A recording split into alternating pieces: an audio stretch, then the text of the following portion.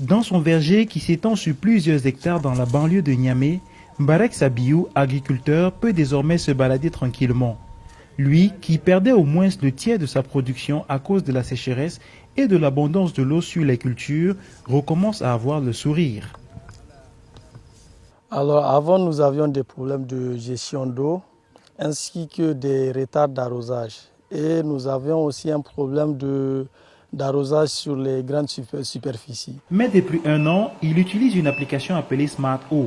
Elle permet une irrigation des plantations à des heures précises pour ne pas utiliser trop d'eau et obtenir des meilleurs rendements. Il gère tout depuis son téléphone, de quoi aussi être plus efficace. Il y a aussi le fait qu'on arrive à pouvoir gérer à distance notre exploitation agricole et sur vraiment une plus grande superficie qu'avant. Son application lui permet de suivre et d'analyser l'humidité du sol en temps réel et ainsi de contrôler de manière automatique l'ajustement des arrosages selon les besoins des cultures. Ce système a été imaginé par un jeune entrepreneur. Il souhaitait moderniser les pratiques agricoles dans le pays. On ne peut pas faire face au changement climatique en faisant toujours les mêmes pratiques.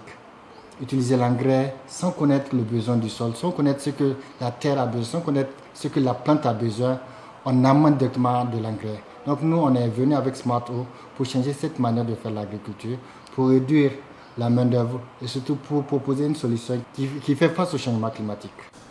Selon Sani Chafi, les solutions de contrôle d'irrigation existantes ont été bien accueillies. En effet, une centaine d'agriculteurs l'ont installé. Selon le concepteur, le système permet d'économiser 70% d'eau. Le nombre d'installations continue de croître, en grande partie grâce à des partenariats avec des projets de développement qui ont contribué à faire connaître les capacités de Smart Eau. Outre le Niger, l'entreprise est présente en Côte d'Ivoire, au Burkina Faso et elle envisage bientôt de s'installer au Nigeria et au Mozambique.